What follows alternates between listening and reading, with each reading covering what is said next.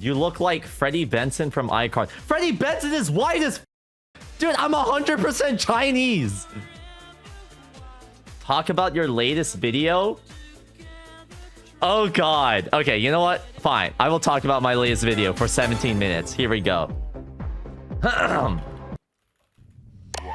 right, ladies and gentlemen, as you know, or you should know, and if you don't know, then I guess you live under a rock, or you're not subscribed to my YouTube channel, which if that's the case, then I feel sad for you, because my YouTube channel is like some of the most pristine, incredible content that's out there. I mean, Mr. Beast doesn't even come close. Why would you follow 3 Blue 1 Brown and expand your brain, or Graham Stephan and figure out how to become a millionaire, or Alex Hormozy to figure out how to be a billionaire, or what other YouTube channels exist? Mark Rover to become an astrophysicist.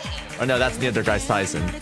But anyways, what I'm trying to say is you should subscribe to my YouTube channel, because I like Osu, and I think you do too. Or hopefully you'll like Osu by the end of this stream. Yes. But anyways, I recently uploaded for the first time in like a couple of months because I'm very slow at uploading videos. I'm talking about my main channel, which is BTMC Live and not BMC Clips. Actually, no, the handle is BTMC Clips. But like over there, I upload daily, and it's primarily like live stream highlights, right?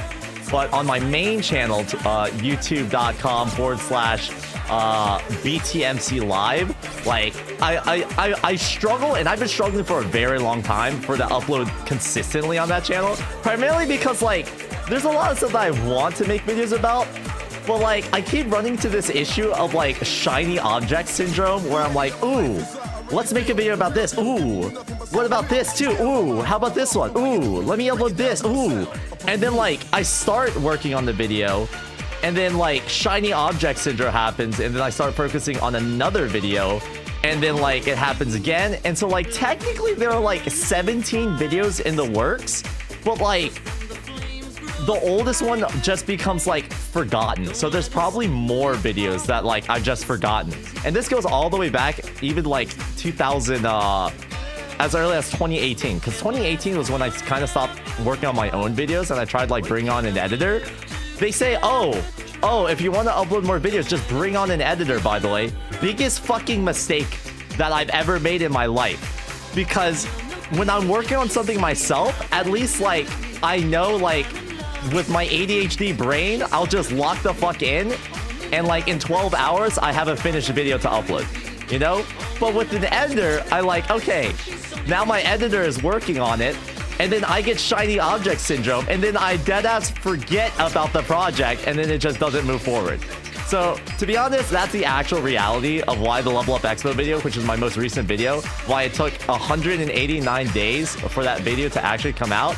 It's quite literally because the Level Up Expo ended. I was like, holy shit, we're finally going to have a banger video getting uploaded. And then I got shiny object syndrome, and then just never like followed up with the editor. And it's crazy because I flew my editor out to be the cameraman for that video, right? I literally paid for his flight, I paid for his hotel, I paid for everything, and I'm like, okay, we're going to have this video out in a week. Didn't happen. But anyways, there is some like other things, because the Level Up Expo video, like we had like a couple of different challenges because we were facing an issue of actually having too much footage. When we were looking at the storage that was being taken up for that video, we realized that it actually hit 1 terabyte, like a terabyte of footage. It was actually insane. Like I gave my cameraman like my fanciest camera, which was like a Sony a7S III with a 16-35 lens, and he was recording in just 1080p 60, not even 4K. But like the file sizes were like insane. Like he was definitely doing his job, because we ended the entire convention with over a terabyte of footage.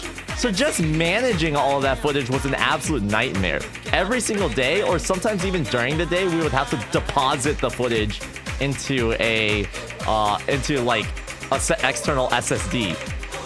And like, we obviously couldn't upload the footage then and there at the convention, because the convention internet kind of sucks. It kind of blows. But I was smart enough to like bring my own SSDs. But then it was also like, okay, what's the fastest way to get my editor working on this, right? Because like, it's probably going to take ages for him to download a terabyte of files, right? So what I ended up doing was I gave my editor the SSD, and then I didn't have access to the files, and then I was trying to do like some shenanigans to get it. But anyways, that was like a nightmare. And then what else? Okay, we finally got working on the video project like months later, because I was finally like, wait a second, COE is happening at this point, and COE has happened like months after Level Up Expo, and I'm like, wait, if I'm going to make my COE vlog, it doesn't really make sense, because why would I upload my COE vlog first and then the Level Up Expo vlog? Because Level Up Expo happened first. So I'm like, wait, I have to work on Level Up Expo first. But then I started feeling this like sort of like fatigue. I don't know. Some people will call it like burnt out. I just call it like my ADHD brain, because like I have the shiny object syndrome. I just went to COE, or I'm planning out COE at this point, and I'm like, wait a second, how can I focus on Level Up Expo when Havo Boys Osu event is happening / is, you know, trying to get planned out, and like my focus is on that. So every time I tried to work on Level Up Expo, it felt like there was this like massive amount of fatigue in my own brain. So then like, but like the thing is, if I'm not there to give my editor direction on how the video actually goes, then it's like doom. You know what I'm saying? It becomes like every other content creator who just like films random shit or live streams random shit, and you can tell their videos are like, you know, I mean, you guys might enjoy them, but I just see there's like a lack of soul. Like, you can tell that it's just straight up ripped, that they don't ever watch their own channel. They just like watch the ad revenue like flow in and they cash a paycheck, right? Which like, that is important to me because this is my full-time job. But like, I give a shit about my channels. You know what I'm saying? Like, I care about the quality of the videos that I make, and I want to be able to tell like an effective story, not just for like the people who watch me and subscribe to me, but also for myself. Because I don't know about you guys, like, I've seen people come up to me and be like, oh my god, BTMC, I'm your biggest fan. Oh my god, BTMC, I love your videos. Oh my god, Ed, you're so cool, best player in the world, etc., right? Yep, happens on a daily basis, by the way, totally. But like, the thing is, every time someone tells me that, I always have this thing in the background of my head, because like, they're telling me, oh, I love your videos, but no, man. You don't love my videos like I love my videos. Like, I watch every single one of my videos, okay? Main channel and clips channel. I will rewatch my videos on my main channel. The only problem is it usually gets to a point where like, I start to realize after rewatching my videos for so long, I realize, wait a second, I could have done this better. I could have done that better. And then I realize, wow, my video is dog shit. And that's when I stop watching it, you know? And it's that sort of mindset that helps me, like, I guess, improve over time. But the problem that I came into recently is that, like, I'm not uploading as many videos on my main channel. And so now I feel like I'm making a lot of mistakes and, like, I'm not improving as much with my content. And so I'm like, shit, dude, I really got to do something about this. So at the moment, I've kind of just been in this phase, like, YouTube-wise, to just, like, try to get through what I call the backlog. Okay, I have a backlog of content that I want to get filmed, and it sucks because, you know, shiny object syndrome still exists. There's a bunch of people who, you know, are reaching out to me about like genuinely cool ideas. Like Nappy reached out to me and was like, yo, what if we did a 1v1 against each other's top plays? Like the map pool that I can pick from are Nappy's top plays, and the map pool that Nappy can pick from are my top plays. And like, wait, that's a banger because we're both stream players. So like, we can actually see like, yo, like who's the better stream player? And Nappy's top 100, you know? So like, it would actually be like an interesting competition because I'm top 100 myself. But like, I can't focus on that video because I know that's just shiny object syndrome happening once again, when I should be focusing on the existing projects I have, which is Level Up Expo, which thank fuck is finally uploaded. Now it's United States Cup. Then it's going to be my hand injury / overview of the farm-a-thon. Oh, that's another thing. I want to do another farm-a-thon. People have been begging me to like farm maps, but like I don't particularly enjoy it myself, but I still feel like I am capable to set scores, and I obviously want to like put my well, what's the saying called? Put my word where my mouth is, or put. Basically, I don't want to just talk the talk. I want to walk the walk. But like, it doesn't make sense for me to make another farmathon until I make a video about my previous farmathon. So I'm like, okay, how can I tackle this farmathon project first? And like, I do think that's genuinely going to be a banger because like, it's not just about the farmathon. The farmathon is just like the means for me to tell the story of my hand injury. My hand injury is actually like the most interesting part because I don't feel like anyone's really made a comprehensive video about like Osu and hand injuries. I saw there was one person who uploaded like, oh, Osu has ruined my life because I got a hand injury and now like it's doomed for me. But like my experience with my physical therapist was like incredible. He was like, his name is Matthew Hugh, HWU, like Osu who, you know, like this dude is like a genius. Like he is a practicing physical therapist in California. He used to work with a bunch of esports agencies, like the type of agencies that you'll see on like Counter-Strike Majors or League of Legends Worlds or things like that, right? He's literally worked with these teams to make sure that their players don't develop hand injuries because I'm sure you can imagine if they were to develop a hand injury, it's over for them. Like their careers are doomed. Like you can't exactly just like leave that unignored, right? So like a lot of content / esports organizations will actually have like physical therapists as a part of the team to make sure that like these players are able to play in their tip-top shape. For me, even though I've been playing Osu for 10 years, I never had a hand injury until the farmathon. And the story is so interesting. Like I could go into like what makes that story so fascinating, but I also don't really want to spoil too much. But that's also like a problem because I feel like I love talking about the shit that I do and the stuff that I'm working on. And so like now I'm just like, okay, if I just spoil everything, is there even still a point in like making a video about it? And sometimes I found out that if I talk about what I'm working on, it makes me like less motivated to work on it because like the reveal is gone, you know?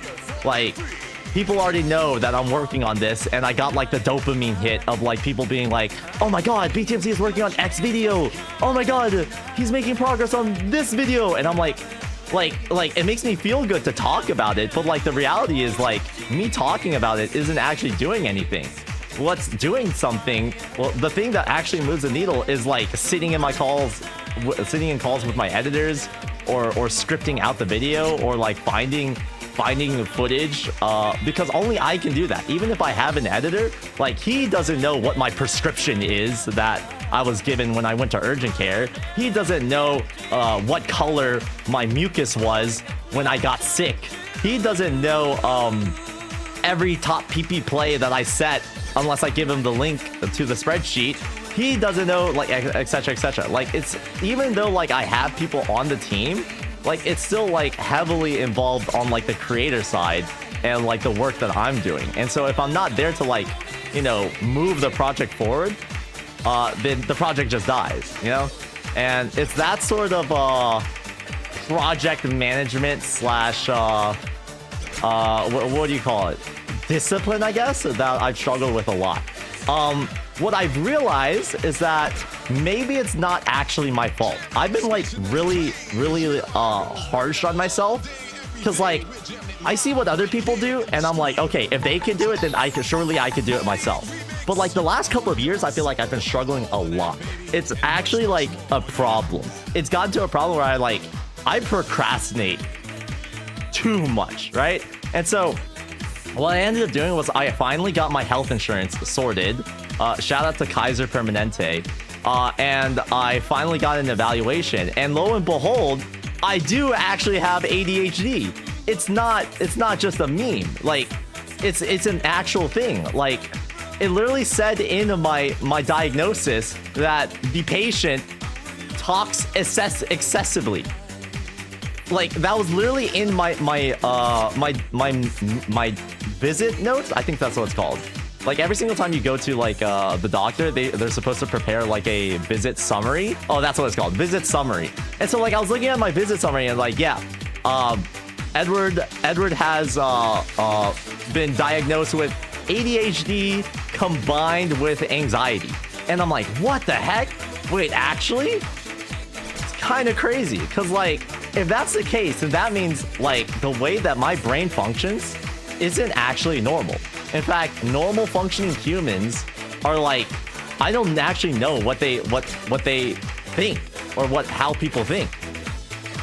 Like, all of my thoughts are actually, like, unique in this sort of, like, neuroatypical way.